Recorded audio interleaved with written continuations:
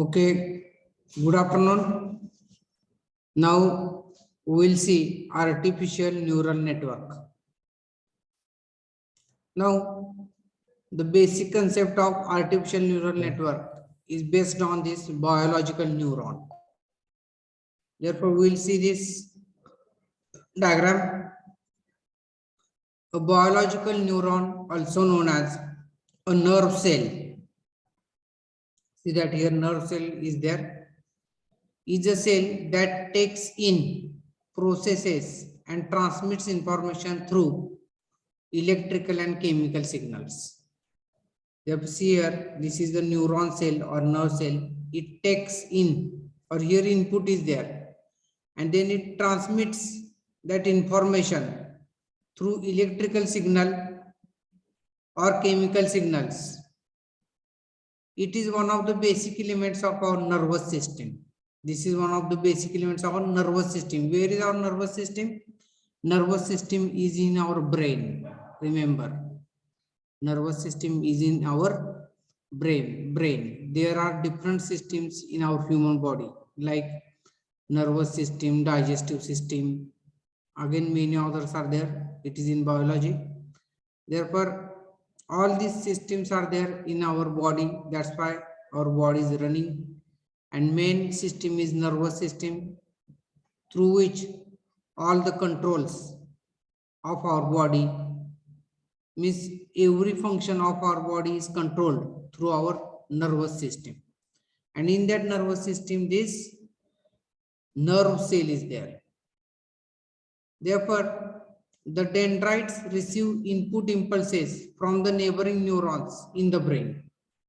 Therefore, whatever these dendrites are there, these dendrites you have seen in metallurgy.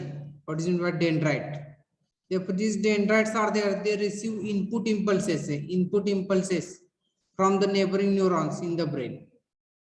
The soma or cell body does the summation of the input impulses and sends it to the axon. Therefore, what is this? Soma is there, or cell body.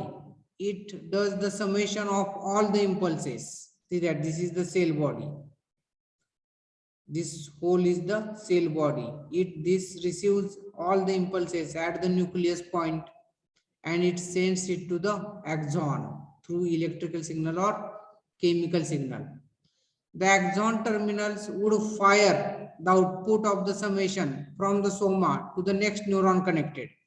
See that this axon, what they are doing? They are firing means what? They are transmitting. They are transmitting the information to the next neuron, which is connected to the end of that axon.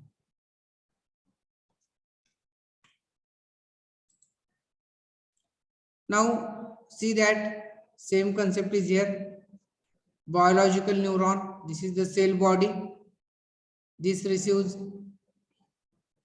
different inputs at the nucleus point, then it transmits through electrical or chemical signal. This is the axon. Axon means what? It is the transmission channel. Axon means what? It is the transmission channel, and it transmits that information to the next neuron. Therefore, here see here artificial neuron is there. These different inputs are there, W1, W2, Wn. These inputs are gathered here or summated, or summation takes place at this point, and this transfer function is there. It transmits it to the next neuron, and from this next neuron different outputs are there, y1, y2, y3, dot dot dot, yn. Therefore, this is nothing but artificial neuron. This is nothing but biological neuron. Now, problem before neural network. Afterwards, we will see the video. The computer follows a set of instructions in order to solve a problem. Unless the specific steps that the computer needs to follow are known, the computer cannot solve the problem. This restricts the problem solving capability of conventional computers to problems that we already understand and know how to solve. Now, situation after neural network. Neural networks learn by example. They don't require programming always to perform a specific task. With neural networks, computers can do things that we don't exactly know how to do. Now, what is history and background of artificial neural network? In 1943, although the study of the human brain is thousands of years old, the first step towards neural networks took place in 1943 when Warren McCulloch, a neurophysiologist, and a young mathematician, Walter Pitts, wrote a paper on how neurons might work. They modeled a simple neural network with electrical circuits. In 1949, Donald Hebb reinforced the concept of neurons in his books. The Organization of Behavior. It pointed out that neural pathways are strengthened each time they are used. Then in the 1950s,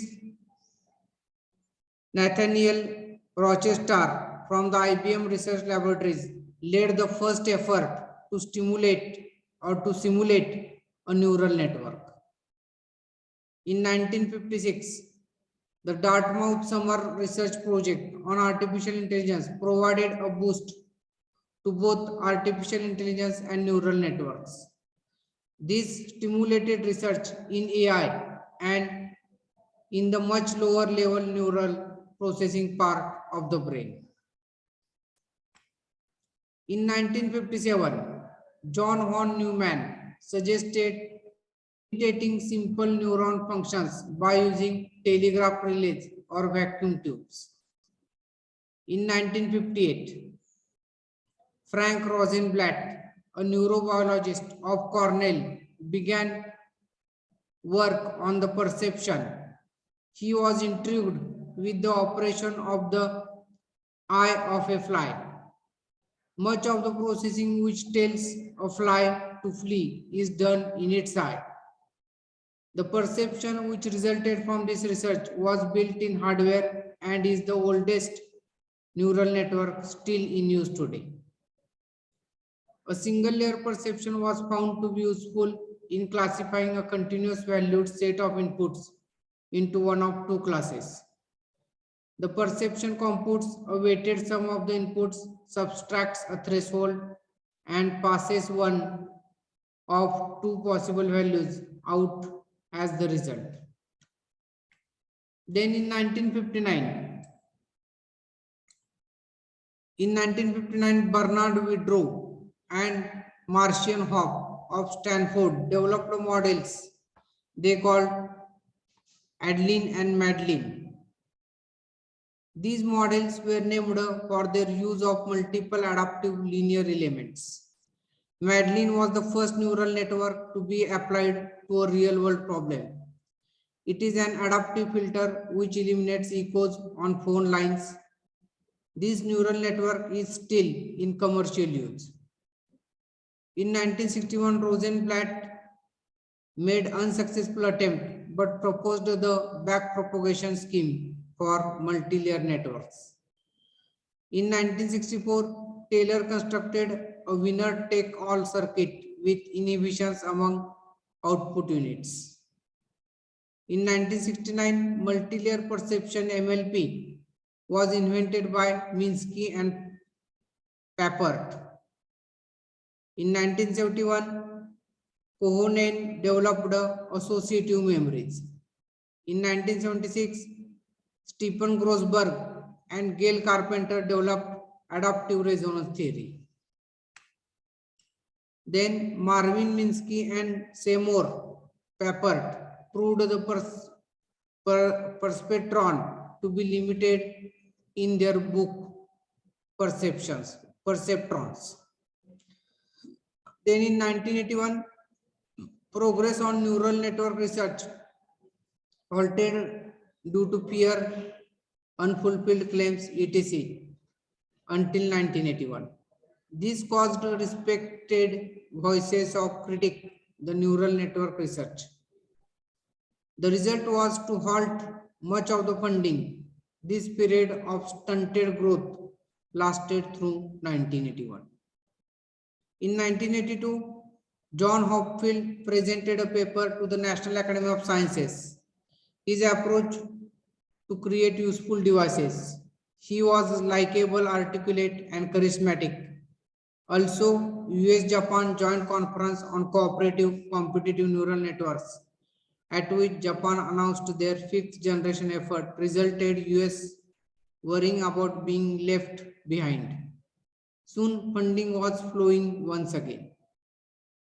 In 1985, American Institute of Physics,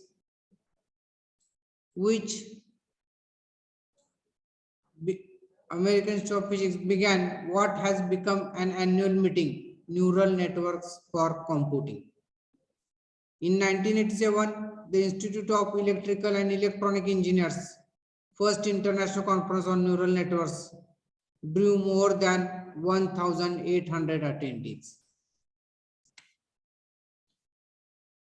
Then in 1997, a recurrent neural network framework, long short-term memory, LSTM, was proposed by Shimizu and Horkeretir. In 1998, Jan LeCun published Gradient-Based Learning Applied to Document Recognition. Then several other steps have been taken to get us to where we are now. Today, neural network discussions are prevalent. The future is here. Currently, most neural network developments are simply proving their higher and higher capabilities day by day. Therefore, we will see one video and then we will see this feed-forward neural network.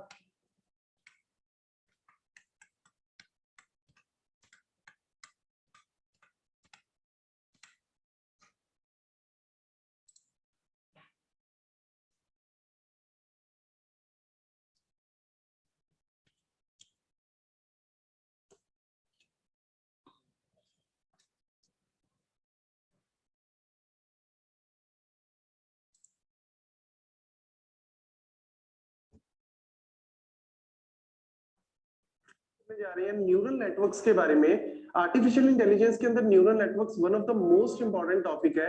ये important इस term में है क्योंकि सबसे ज्यादा जो research है, one of the most preferable topic है ये रिसर्च एरिया के अंदर।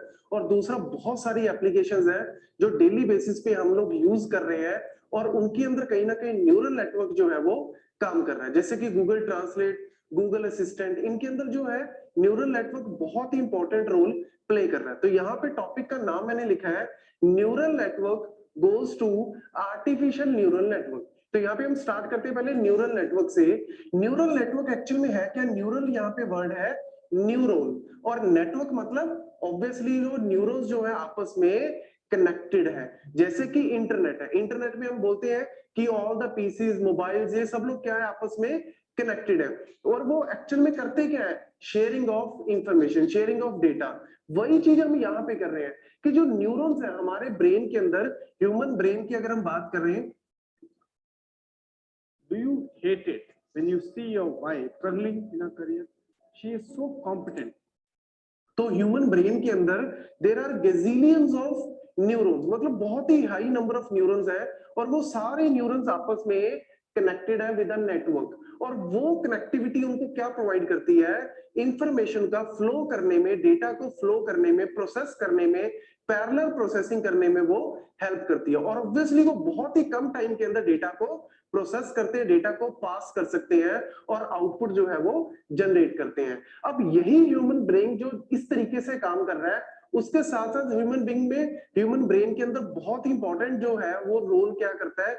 लर्निंग एल्गोरिथम्स काम करते हैं। मतलब ह्यूमन ब्रेन एक्सपीरियंस से लर्न कर सकता है, अपने अंदर डेटा को ट्रेन कर सकता है। जो ट्रेनिंग की कैपेसिटी है, लर्निंग की कैपेसिटी है, वही कैपेसिटी जो है ह्यूमन ब्रेन को बहुत ही एक इंपॉर्टेंट जो है वो ऑर्गन बनाती है। तो यहाँ पे हम क्या कर रहे हैं, आर्टिफिशियल न्यूरल नेटवर्क के अंदर हम ऐसी मशीन्स बनाना चाहते हैं, वो मशीन्स के अंदर बिल्कुल एज इट इज, जैसे हमारा न्यूरॉन जो है, हमारा ब्रेन सिस्टम काम करता है, वही चीज हम इंप्लीमेंट करना चाहते हैं मशीन्स के अंदर, और उस चीज को हम बोलते हैं आर्टिफिशियल न्यूरल नेटवर्क। मतलब वहां पे ऑब्वियसली बायोलॉजिकल न्यूरॉन्स नहीं होंगे जो हमारे ब्रेन में है, लेकिन वहां पे आर्टिफिशियल न्यूरल होंगे, आर्टिफिशियल न्यूरॉन्स होंगे, और वो भी उसी तरीके से कनेक्टेड होंगे नेटवर्क्स के थ्रू जैसे वो हमारे ब्रेन के अंदर कनेक्टेड है, और वो भी क्या करेंगे, लर्न करेंगे, डेटा को ट्रेन करेंगे, और ऑब्वियसली एक बेटर आउटपुट जो है वो जनरेट करने की कोशिश करेंगे। तो ये आर्टिफिशियल इंटेलिजेंस के अंदर जो न्यूरल नेटवर्क का जो सबसे बड़ा बेसिक एम है,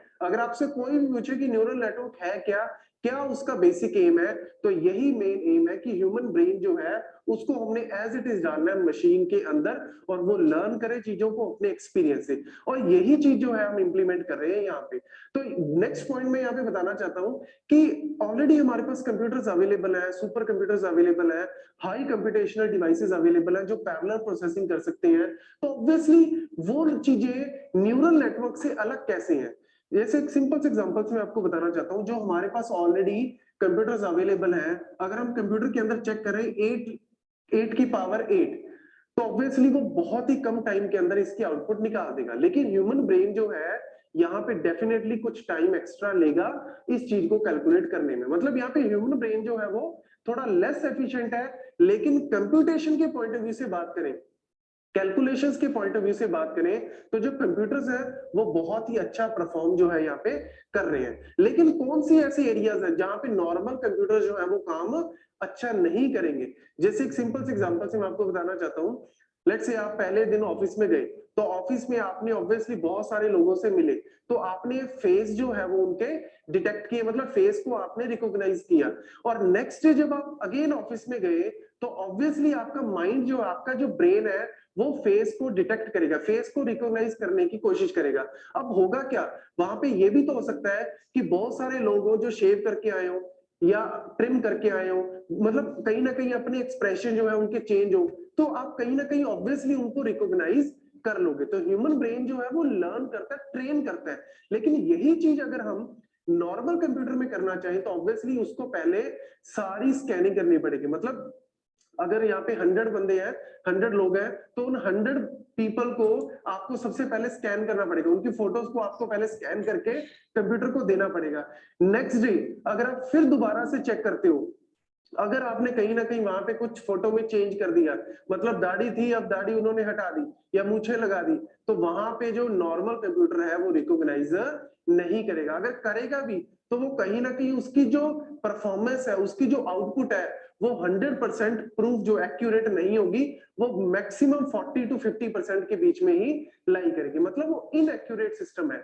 वही चीज हम यहाँ पे बता रहा हूं कि जो इनपुट डेटा है, इनपुट डेटा के ऊपर हम एल्गोरिथम्स लगाते हैं, प्रोग्रामिंग लगाते हैं, और हम क्या फाइंड आउट करते हैं, एक मीनिंगफुल आउटपुट जो है वो फाइंड आउट करते हैं। ये काम जो है वो हमारा नॉर्मल कंप्यूटर जो है वो करता है। लेकिन अब हमने नेक्स्ट यहाँ पे क्या कर दिया, न्यूरल नेटवर्क्स को इंप्लीमेंट कर दिया। तो न्यूरल नेटवर्क्स यहाँ पे क्या करेंगे, अब वो इंप्रूवमेंट यहाँ पे करेंगे, लर्न करेंगे, ट्रेन करेंगे, जैसे कि हमारा ब्रेन करता है। जैसे कि एक सिंपल से और एग्जांपल्स मैं आपको बताना चाहता हूँ। आजकल एवेंजर्स जो है, एवेंजर्स मूवी बहुत ज्यादा ट्रेंडिंग में चल रही है, तो उसके अंदर आयरन मैन जो है, टोनी स्टार्क, अब टोनी स्टार्क की अगर आपको मैं कोई भी फोटो दिखाऊं, ह्यूमन ब्रेन को कोई भी फोटो दिखाऊं जिसमें उसकी दाढ़ी बड़ी हो या मूछें लगाई हो, या अगर वो आयरन मैन का जो पूरा मुखौटा पहन के आया हो, या फिर कोई और एक्सप्रेशन बनाए, कोई भी फेशियल एक्सप्रेशन बनाए, आप तुरंत पहचान लोगे कि ये टोनी स्टार्क है। क्यों? क्योंकि हमारा जो माइंड है वो ट्रेन करता है वो चीजों को, जैसे ही हमने उसने थोड़ी शक्ल को ऐसे चेंज किया, थोड़ा इधर को चेंज किया, वो हमारा जो ह्यूमन ब्रेन है साथ के साथ ट्रेन करेगा, लर्न करेगा और पहचान लेगा कि yes this is Tony Stark. लेकिन यही चीज अगर आप नॉर्मल कंप्यूटर से करना चाहते हो जिसके अंदर न्यूरल नेटवर्क नहीं है, तो वो ये काम प्रॉपरली नहीं कर सकता। क्यों?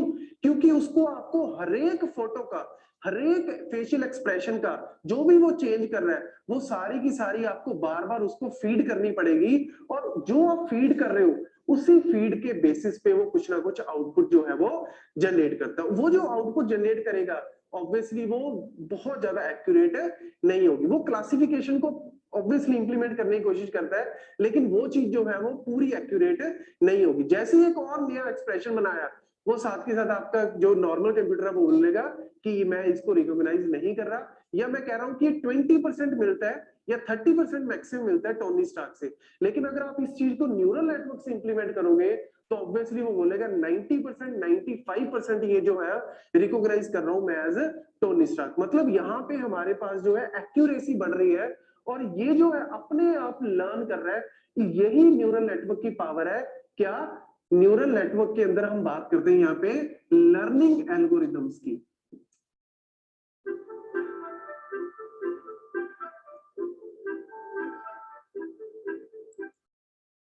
और ये लर्निंग एल्गोरिदम्स ही एक्चुअल में पावर है किसकी? न्यूरल नेटवर्क्स की। और ये जो है हमारे ब्रेन के अंदर जो काम चलता है, इसी चीज को हम इंप्लीमेंट करना चाहते हैं न्यूरल नेटवर्क के अंदर। ये आजकल आपने बहुत सारी एड्स भी देखी होंगी। अभी आलिया भट्ट की एक एड थी जिसके अंदर मतलब उसका फ्रेंड जो है वो टी शर्ट के ऊपर कुछ चाइनीज में लिखा होता है, तो वो उससे पूछते हैं कि ये मतलब क्या है, इसका मतलब क्या है, तो वो कुछ लाइक समुराई या कोई फिलोसफी की काइंड ऑफ ऐसे कुछ एग्जांपल बताता है। लेकिन जैसे ही उसने गूगल ट्रांसलेट पे उसको चेक किया, साथ के साथ उस पे जो है उसकी आउटपुट जो है वो जनरेट होगी। मतलब कहने का क्या है कि गूगल का जो डेटा है वो ऑलरेडी ट्रेन्ड डेटा है, और वो और डेटा ट्रेन करता है, और वहां पे लर्निंग एल्गोरिदम्स काम करते हैं। तो जैसे ही आप कुछ ना कुछ इनपुट डेटा दोगे, वो इनपुट को सबसे पहले मीनिंगफुल डेटा में कन्वर्ट करेगा, उसके ऊपर फिर वो न्यूरल नेटवर्क लगा के लर्न करेगा, इंप्रूवमेंट करने की कोशिश जो है वो करेगा। यहाँ पे मैंने एक छोटा सा एग्जांपल बनाया हुआ है यहाँ पे बायोलॉजिकल न्यूरॉन का। बायोलॉजिकल न्यूरॉन में हमारे पास आते हैं डेंड्राइट्स। डेंड्राइट्स क्या है? जो इनपुट को यहाँ पे फेच करते हैं, मतलब इनपुट को ये खींचते हैं, और फिर हमारे पास सेल बॉडी है यहाँ पे जो प्रोसेस करने के काम आती है। देन एक्सोम्स है जिनके थ्रू हमारा डेटा जो है वो पास होता है, और ये हमारे पास टर्मिनल एक्सोम्स है, और ये आगे फिर नेक्स्ट डेंड्रॉइड्स के साथ कनेक्टेड होंगे। मतलब यहाँ पे सिनेप्सिस करके बहुत सारे जो है कीवर्ड्स हम यहाँ पे यूज करते हैं। ये बायोलॉजिकल न्यूरॉन को हम इंप्लीमेंट कर रहे हैं मशीन के अंदर विद आर्टिफिशियल न्यूरॉन। तो यहाँ पे हमने क्या किया, x1 x2 up to xn जो है ये हमारी इनपुट्स है, उनके साथ कुछ एसोसिएटेड वेट्स है, और वो उसके बेसिस पे हम मैथमेटिकल फंक्शंस अप्लाई कर रहे हैं। जैसे कि यहाँ पे सिग्मा समीशन मैं यहाँ पे लगा रहा हूँ। समीशन में हो सकता है अगर मैं लीनियर फंक्शन लगा रहा हूँ तो लीनियर फंक्शन क्या है, x1 w1। हो सकता है मैं यहाँ पे सिग्मॉइड फंक्शन लगाऊं, हो सकता है मैं यहाँ पे बहुत ही डिफरेंट क्वाड्रेटिक फंक्शन लगा सकता हूँ। तो ये फंक्शन जो है मैथमेटिकल फंक्शन कुछ ना कुछ आउटपुट जो है वो जनरेट करने की कोशिश करते हैं। उस आउटपुट को फिर हम कंपेयर करते हैं थ्रेशोल्ड वैल्यूज के साथ कि क्या हमारी वैल्यू जो है वो एक्यूरेट की तरफ जा रही है या नहीं जा रही। तो ये जो काम करते हैं हम आर्टिफिशियल न्यूरल नेटवर्क के अंदर, वो एज इट इज हमारा जो है बेस कहां पे है, वो बेस हमारा है बायोलॉजिकल न्यूरॉन। तो यही आर्टिफिशियल इंटेलिजेंस के अंदर हमारा जो न्यूरल नेटवर्क है उसका जो बेसिक यही है कि कैसे हमारा जो ब्रेन है काम करता है, और उसी चीज को हम मशीन के अंदर इंप्लीमेंट करना चाहते हैं। तो जो ये गूगल असिस्टेंट है, गूगल असिस्टेंट में अगर हम चेक करें कि what is the timing of, Google assistant में आप डालो कि what's the timing of Avengers, तो वो क्या होगा, वो कीवर्ड्स उठा लेगा, मतलब टाइमिंग अवेंजर्स, और साथ के साथ आपको शो करेगा आपके नियरेस्ट मल्टीप्लेक्सेस में कि कौन कौन से टाइमिंग्स अवेलेबल है। मतलब कहने का क्या है कि यहाँ पे वो चीजों को लर्न कर रहा है, कीवर्ड्स को उठा के उनको उनके बेसिस पे वो आउटपुट जो है वो एक्यूरेट आउटपुट जो है वो जनरेट करने की कोशिश करता है। तो हमारे पास न्यूरल नेटवर्क के अंदर बहुत सारे डिफरेंट आर्किटेक्चर्स हैं। सिंगल लेयर है हमारे पास, मल्टी लेयर है, रेकरेंट है। इन चीजों को हम नेक्स्ट डिस्कस करेंगे, और कैसे हमारे जो फंक्शंस हैं वो काम करते हैं, और कैसे हम वेट्स को चेंज करते हैं। हम हो सकता है स्टार्टिंग में जो इनपुट्स है, इनपुट्स को हम कोई भी एक रैंडमली वेट्स जो है नॉर्मली असाइन कर दें, लेकिन इन वेट्स को हम कैसे ट्रेन करते हैं, कैसे हम इनको एक्यूरेट करते हैं, ये हम फर्दर वीडियोस में देखेंगे। तो ये एक बेसिक इंट्रोडक्शन है न्यूरल नेटवर्क की कि न्यूरल नेटवर्क होता क्या है, कहां पे हम इसको यूज करते हैं। Thank you.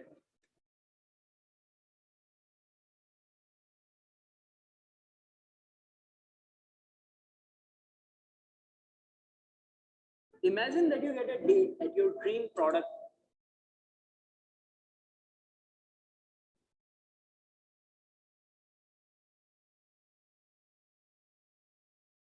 Okay.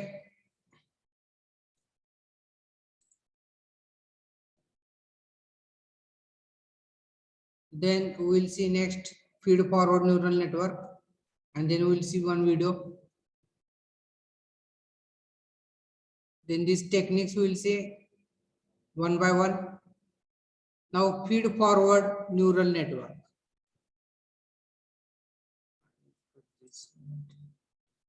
Feed forward neural network, the simplest form of neural networks where input data travels in one direction only. Feed forward means only in one direction, passing through artificial neural nodes and exiting through output nodes. Where hidden layers may or may not be present, input and output layers are present there. Based on this, they can be further classified as single-layered or multi-layered feed-forward neural network. Therefore, this is the feed-forward neural network is there. See that input data travels in only one direction and passing through artificial neural nodes. These are the artificial neural nodes, and exiting through output nodes. See that three output nodes are there, three input nodes are there. These are the hidden layers, where hidden layers may or may not be present, input and output layers are present there. See that input layer, main input, only one output. These are the hidden layers. Therefore, based on this, they can be further classified as single layered or multi-layered feed forward neural network. Number of layers depends on the complexity of the function. It has unidirectional forward propagation but no backward propagation.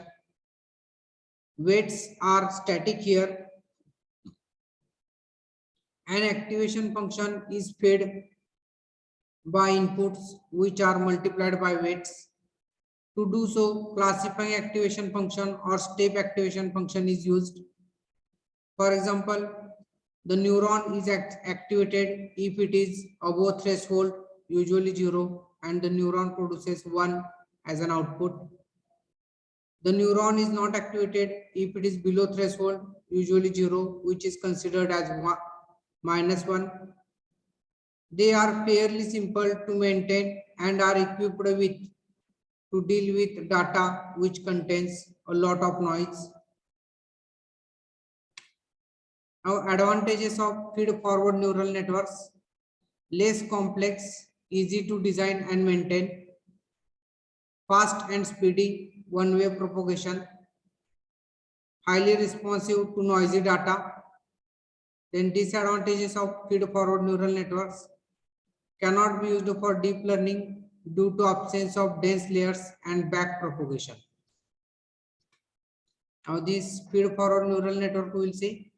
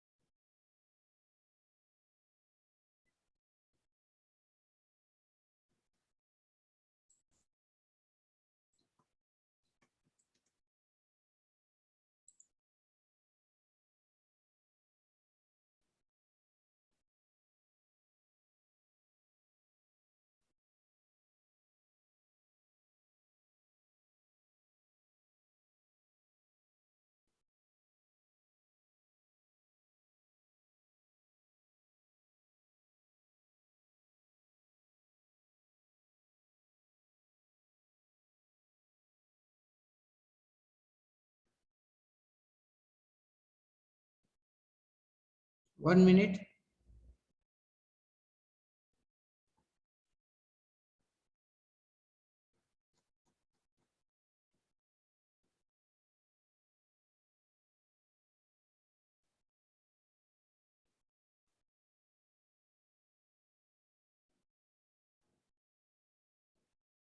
Okay, this video will see.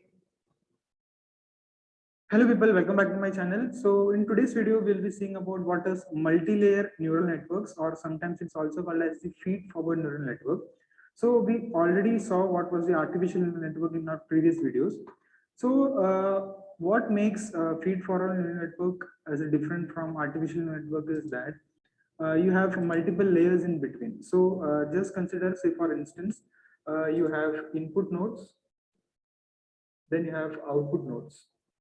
So with these two layers, we just construct our artificial neural network. So in double F double N, that is feed forward neural network, double F double N, what we have is we have an hidden layer. So all of this contains some nodes. So there are some nodes present at the input layer, some nodes present at the output layer, some at the hidden layer. So this, when you construct it, something looks like this. So this is the input layer. This is the hidden layer. And this is the output layer. So you have some nodes. Say you have X1, X2, X3, X4, and X5. Then you have, say, 3 nodes which are there at the hidden layer, and 1 node which just approximate all of these values and gives back the output as Y. Now all these are connected in some fashion. So it's all interconnected among each other. And all these are connected to the output node, and it's given as Y. So this is some mathematical function.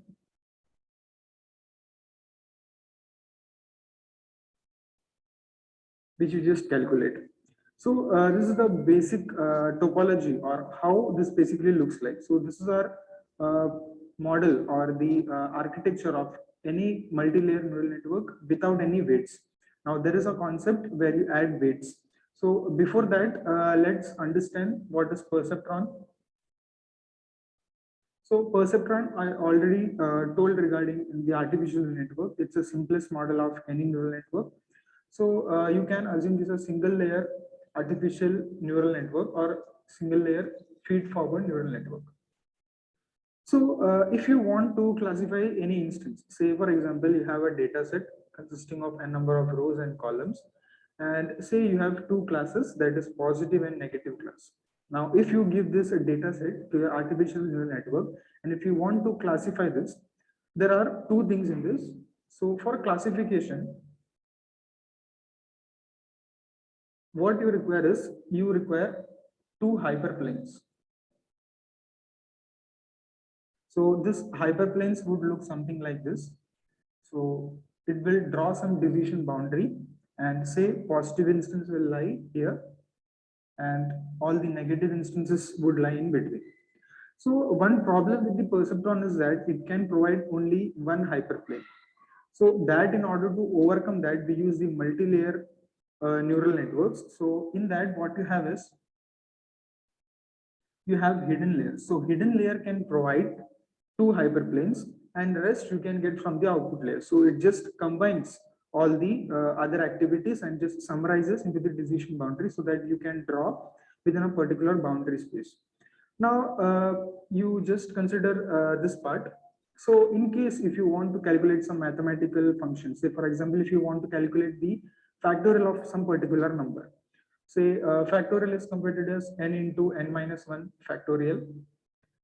So we want to do this activity in a recursive fashion.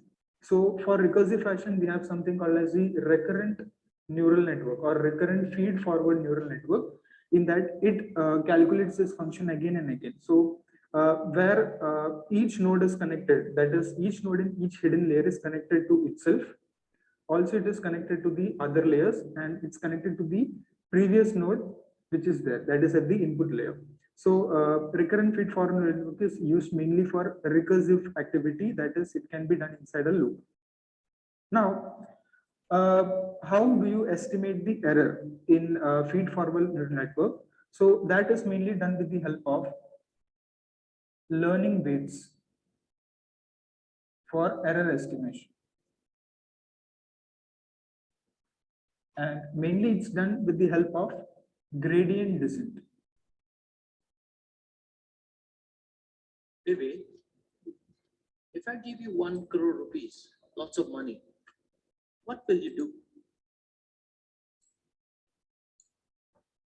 So this concept is mainly used in SVM, that is support vector machine, that we'll be discussing in our next videos.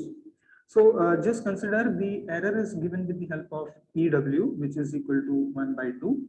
Summation I runs from 1 to n. You have yi minus yi cap, where yi is the actual class and yi cap is the predicted class. Now, say if you substitute this with the help of weight vectors, then this part becomes a quadratic equation, and you solve it and you get the roots of this. Now, there is one drawback in this approach. So that is that the error which you estimate from this is not that good. So the error estimate is not that good when you calculate from this. So instead of that, what we do is we just modify this approach. So we calculate the new updated weight and it's represented as Wj. So Wj is given by Wj minus, you have lambda. You calculate the derivative of this E of W and derivative of Wj. This part we are already familiar. We saw in artificial network that this is called as the learning rate. And this part, that is the second term, is the error estimate. So the error increases if you just increase this value. So this is used to control the error which is there in the artificial neural network. So this is a just small overview of what the ANN or the feed-forward neural network is. Now let us consider some design issues which are mainly observed in constructing the feed-forward neural network. So very first design issue for feed-forward neural network is that you need to determine number of input nodes. So how many input nodes would be there at this very stage, at the very beginning, that you need to select at the very first instant. Second is that you need to determine or select the number of output nodes. So how many output nodes would be required? Say, for example, you want to calculate the mathematical function, and if you want to produce two different roots, such as a quadratic equation, so you would require something other like y and y prime or something like that. So you need to estimate that. And third, the network topology. That is how the network would look like. If it's something like this or if it's with the weight. So with the weight, I just consider this like you have some input layer and input nodes. You have some hidden layer and you have one output layer. So you give the inputs from here and then you have some weights associated with each of this. So it's a weight update formula. So that weight update is mainly done over here. So in order to update these weights, you have this gradient descent formula. And if you just fail to calculate the error estimate here, then what you have is you have another approach called as something called as the back propagation algorithm.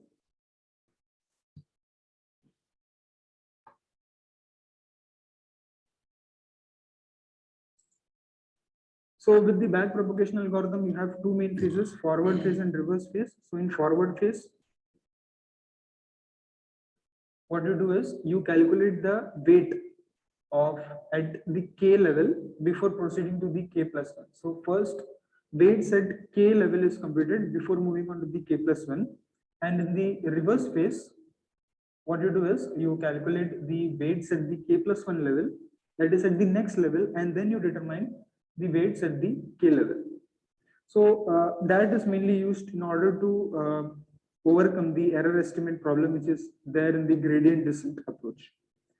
Now, fourth one is that is design issue is that you need to just discard any missing values. That is, discard any missing values. So if at all you encounter any missing values in your data set, what you need to do is either just remove it completely, or you can replace it with the most likely values. So anything is accepted. Now, these are the 4 most common design issues which are seen in the feed-forward neural network. Now, let's consider some of the characteristics of the artificial neural network, that is mainly the feed-forward neural network. So, the very first one, that is the characteristic, is that if you have a neural network, something like this, and you have at least one hidden layer,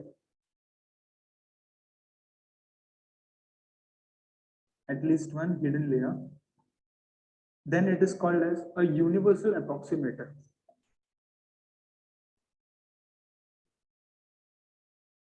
Means it can approximate any of the target functions which it gets. Second is that it is sensitive to noise. So the training data which you provide to this network, it's very sensitive to the noise.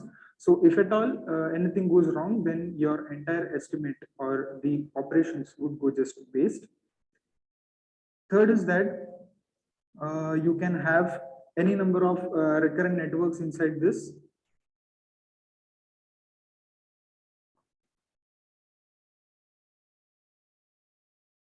And fourth is one problem with this approach, that is the error estimation with the help of gradient descent, is that it falls at local minima.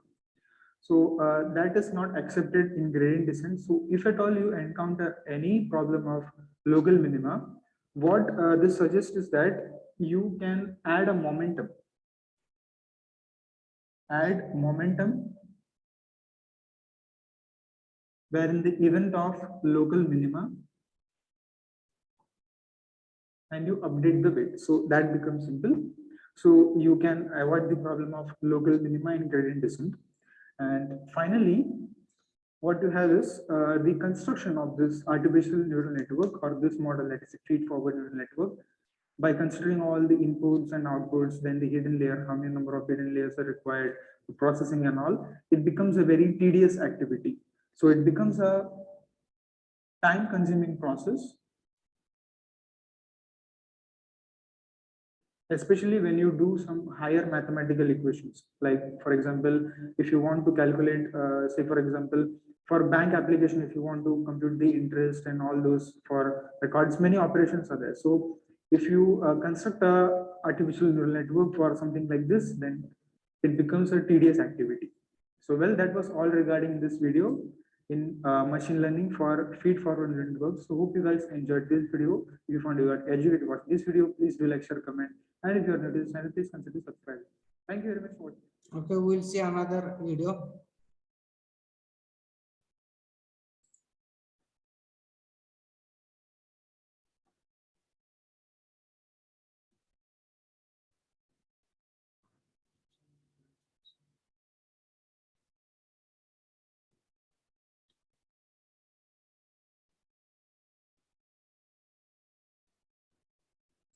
This.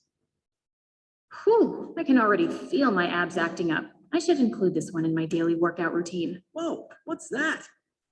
In this video, I'll cover the basics of feed-forward neural networks. We'll talk about the intuition behind their design, followed by a diagram of the flow from start to finish. I'll introduce the concept of deep learning, and then finally, I'll make some comparisons between neural networks and traditional classification models. Feed-forward neural networks are the earliest and simplest form of neural networks. The way they work is pretty straightforward. Data is just fed forward from one layer of the network to the next, all the way from the beginning to the end of the network. Each layer in a feed-forward neural network contains one or more units, and each unit in a given layer receives input from every unit in the previous layer and sends output to every unit in the next layer. This is often referred to as being fully connected. However, a unit in a given layer N does not receive information from or send information to any other units in its same layer. The outputs of all units in a feed-forward neural network, except for those in the last layer, are hidden from external viewers. Here's what the general flow of a feed-forward neural network looks like. We can start out with an input, which for a neural network would be some kind of feature vector and most typically a dense word embedding like word2vec or GLOB. We'll also add an output node here, which is going to predict a class label or some kind of output value. We'll add in 2 hidden layers. Notice that each of these hidden layers contains a few units, 3 in this case. We'll start connecting these layers to one another now. So we'll feed the input, and this is the entire input vector. So really it could be 300 different values being passed by each of these lines to each unit in the first hidden layer. Now we'll feed the output from each unit in the first hidden layer to each unit in the second hidden layer. And we'll feed the output from each unit in the second hidden layer to the unit in the output layer, at which point we'll be able to predict a class label.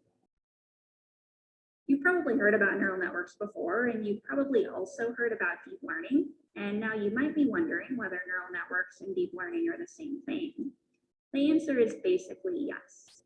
People generally refer to neural network-based machine learning as deep learning because modern neural networks often have a lot of layers. Beyond that, the definition is a little hazy. It's hard to define how many layers deep really is. The network you see here probably wouldn't be considered deep because there's just a hidden layer and an output layer. But the network you see here might be considered deep. And the network you see here would definitely be deep. In reality, some modern neural networks have even way more layers than this. So we've learned a bit about neural networks and deep learning in general, but what really makes them different from the other classification algorithms we've talked about? In many cases, neural networks are more powerful than statistical models like naive Bayes. One key reason for this is that traditional classification algorithms usually assume that data is linearly separable. That is, if you lay the data out in your n-dimensional space, you can draw some hyperplane that would nicely separate it. In reality, though, a lot of data isn't linearly separable. Neural networks learn nonlinear functions, so they're often better able to separate classes in these cases. Neural networks also tend to use different types of features from traditional classification algorithms. Well, the classification models we've seen so far, like naive Bayes and logistic regression, have primarily made use of manually engineered features defined by system designers. Neural networks mainly make use of implicitly learned features like word embeddings. Although neural networks are really popular and they're great choices for a lot of tasks, they're not necessarily the best classifier for all tasks. In general, learning high-quality neural network models requires a lot of data, and the deeper the network is, the more data it usually needs. So neural networks tend to work well for large-scale problems, but they can have limited or no advantages over other statistical models for some small-scale problems. It's often useful to experiment with both neural and statistical models when playing around with a new text classification problem to figure out what works best for your use case.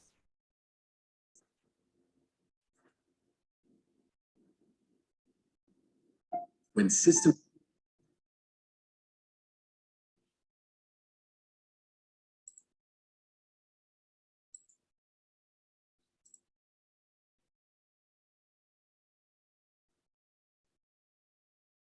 Okay, now we'll stop here. Thank you very much. Thank you. I have taken attendance. You can leave the class now.